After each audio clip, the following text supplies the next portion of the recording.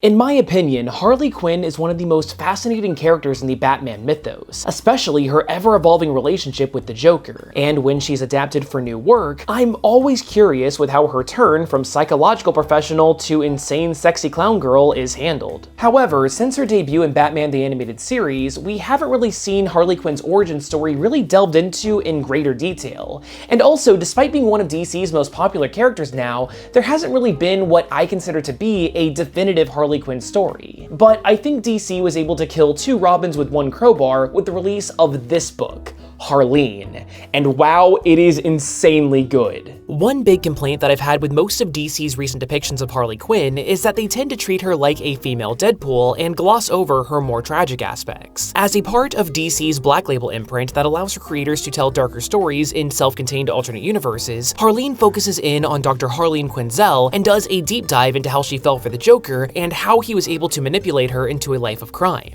Released in 2019, Harleen was both written and illustrated by Stjepan Stajic. I hope to God I got that one right. He's most well known for his independent series, Sunstone, which had the rare achievement of getting its start on DeviantArt. And look, as much as I'm about to praise the focus and writing of Harleen, I have to say that the art on this book is equally top-notch. Everything looks incredibly gorgeous, and all of the characters are stupid hot, and I am so for it. Meet Dr. Harleen Quinzel. She developed a bad reputation in the field of psychology when word got out that she dated one of her professors in college. In her adult life, Dr. Quinzel studies sociopaths and is specifically trying to uncover how to identify a sociopath in the making so that they can be given the help that they need ASAP. The core of her theory is that the fight-or-flight reflex overrides the brain's ability to feel empathy in order to survive tough situations. But if this process goes on for too long, then the effects could be permanent. Her research was never taken seriously, leading to depression and the start of an addiction to alcohol. Combine that frustration at work with the social isolation that comes with having only one real friend, no family in the area, or even a pet, and Harleen's life was becoming a complete slog. On the way back from a night of drinking, Harleen got caught up in a heist in progress by the Joker. As she was held at gunpoint, she closed her eyes, ready for death. But as a cruel joke, the Joker let her go. And ever since that encounter, the Joker haunted Harleen's dreams night after night. After days of depression and nights of restless sleep, it looked like Dr. Quinzel's luck was finally turning around, as she was approached by a man named Lucius Fox, who works for the Wayne Foundation.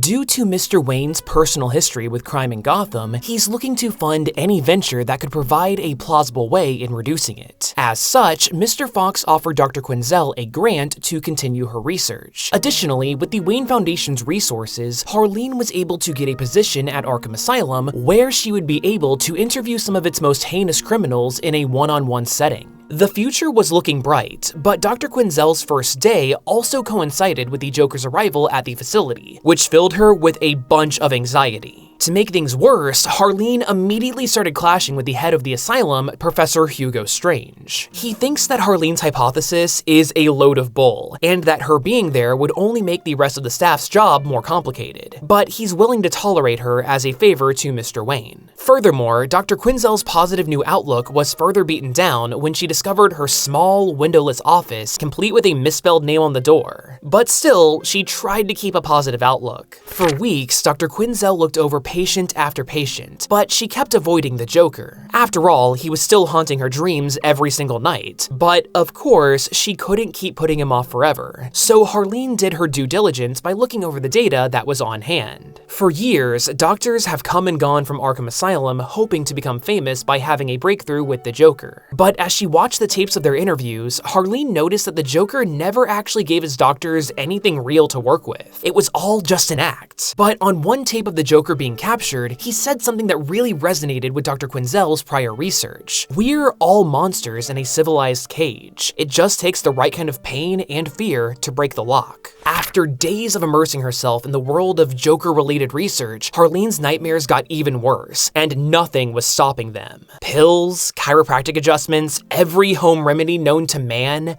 nothing. The only thing that could keep her down was alcohol. Eventually, Gotham's district attorney Harvey Dent got word of Dr. Quinzel's research and became concerned that her findings would be misused by lawyers to get their criminal clients off the hook. He tried pressuring her into shutting down, but Harleen thought that Dent was full of shit, leading to this exchange that I absolutely love. "See this?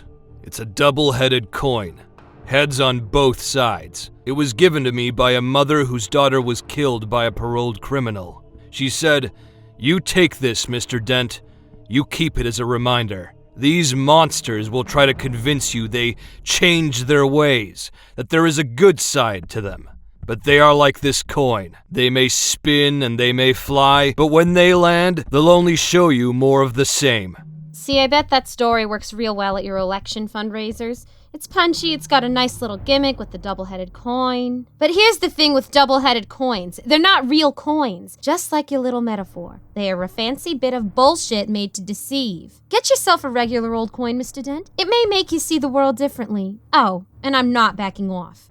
In fact, I'm just getting started. This confrontation with Dent motivated Dr. Quinzel to dive further into her work, ultimately being the inspiration that she needed to finally interview the Joker. Although Dr. Quinzel put up a tough exterior, the Joker slowly chiseled away at it through intimidation and having her call him a much more personable name, Jay. With this shot closing out the first issue, we now will see the beginning of the Joker sinking his claws into Harleen. As she interviewed the Joker more, Dr. Quinzel was no closer to proving her hypothesis than when she started, which caused Harleen to continue to turn to alcohol as an outlet for her frustrations. While all of that was going on, Harvey Dent was burned by acid by a crime boss, severely damaging half of his head and torso. Dent's tough-on-crime policies, combined with being disfigured by a notorious mob boss, made him a martyr for a new group of rogue policemen turned murderous vigilantes called the Executioners. They believe that the criminal justice system doesn't deal proper punishment, and they decide to take matters into their own hands. Man, it sure is great that there aren't any cops in the real world that embrace this attitude. The rise of the Executioners was the perfect opportunity for Dr. Quinzel to interview the Gotham PD as a part of her research. After listening to a captured Executioner's rambling, Harleen took a shot in the dark and asked for the opportunity to talk to a different Gotham crime fighter, the elusive Batman. After waiting around the precinct for hours, Dr. Quinzel finally had her opportunity to ask her questions to Batman. Can these criminals actually be helped? Is that why he lets them live? Batman explains that he doesn't cross that line because it's the right choice, that he doesn't want to give up on them or himself. When she returned to Arkham, Dr. Quinzel continued her talks with the Joker. He also continued to make their relationship even more personal by giving her the nickname Dr. Quinn. With all of the hubbub regarding the Executioners and seeing them firsthand during her visits to the police station, the Joker's constant rants about Gotham being a machine that turns men into monsters and how everyone is really just a monster inside, but proper society acts as a cheap mask, was starting to make a lot of sense to her. But the session also took one more interesting turn. When Harleen asked the Joker why he didn't shoot her that night all those months ago, he explained that there are two expressions that he loves to see on people's faces: abject horror and an honest smile. When he held her at gunpoint, the Joker claimed that he thought to himself, "I wouldn't mind seeing her smile." And as she turned to leave, he added one last remark under his breath: "No joke, I'd love to see you smile one day." The Joker's words were starting to take root in Harleen's mind, and that night, she dreamed of monsters wearing human masks. The next morning, she had an intrusive thought that maybe the Joker didn't shoot her that night because she's too beautiful to die. A fleeting thought that made her sick to her stomach when it finally passed. Horrified with herself, Dr. Quinzel spent less time talking to the Joker. But while she was interviewing Gotham's most dangerous criminals, her mind just kept wandering back to him. During one session with Poison Ivy, these thoughts of the Joker seemed to manifest themselves in a physical sense, since Ivy noted that Harleen's hormones were elevated. Of course, Ivy thought that this was her doing, since she normally has to kiss someone to elicit that kind of response, and she thought that maybe her powers had grown. These days after work, Harleen would sometimes sneak to the Joker's cell completely off the record just to watch him sleep. She was beginning to see the Joker as a tragic figure, especially when she noted the scars on his body from his constant battles with Batman. Also around this time, Harvey Dent finally came out of the coma that he had been in ever since that acid attack, and he had a violent outburst on television, revealing his disfigured face and a short temper. Back at Arkham, Harleen realized that she never actually asked the Joker if he ever felt remorse for the lives that he's taken, and in a surprise answer, he completely confirms Dr. Quinzel's hypothesis, that he felt remorse for the first few kills, but those feelings became a liability, and over time, they eroded. Dr. Quinzel really felt like she was making significant progress with the Joker, and in an attempt to make him feel more comfortable, she took a massive risk by unplugging the security camera and taking off his straitjacket. With the cameras off, Harleen revealed that she had begun falling for him, and when the Joker embraced her, that was it. She was smitten. Every future session followed the same routine. The cameras would turn off, the Joker would be released from his confinement, and the two of them would get intimate. At least on Harleen's side, these feelings of lust were turning into something far deeper and far more dangerous. Months of this went by. Dr. Quinzel began wearing makeup for the first time since college. I mean, sure, she had a reality check on occasion, but every time her feelings for her Mr. J overpowered them. Harleen legitimately thought that she would be the one that could finally fix the Joker, because this time, he finally had someone to care about. Now, during this time, the executioners didn't just stop all of their killings. In fact, they actually came to Harvey Dent to lead them towards greater heights. With Dent's new leadership, their first big outing was to break the supervillains out of Arkham Asylum to wreak havoc across Gotham, with the goal of showing the public that a more brutal approach to law enforcement was a necessary evil. Amidst the chaos, Harleen rushed in to make sure that the Joker was alright, but instead, she ran into Harvey Dent. Luckily for her, Harleen was saved by the Joker, and she was able to repay this favor by protecting him from a security guard that she had been building a friendship with, going so far as to actually kill him.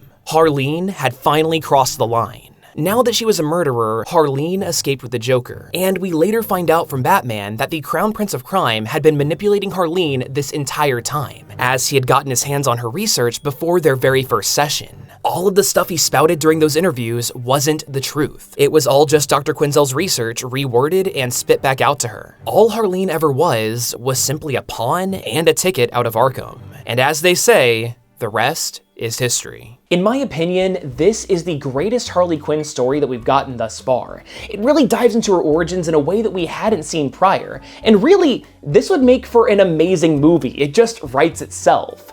However, this video definitely does not do the book justice. There's a lot of little bits that I was having to gloss over in order to make a concise video, and the hardcover book itself is really a work of art. I really, really like it. And dude, if you do not go pick this up and read it for yourself, then you're doing yourself a massive disservice. But anyway, that's all I have for today, and I want to give a big thank you to Ben Balmaceda and Little Ball of Giggles for bringing Harvey Dent and Harley Quinn to life. Wow, they were so good, and I got shivers every time I watched that scene.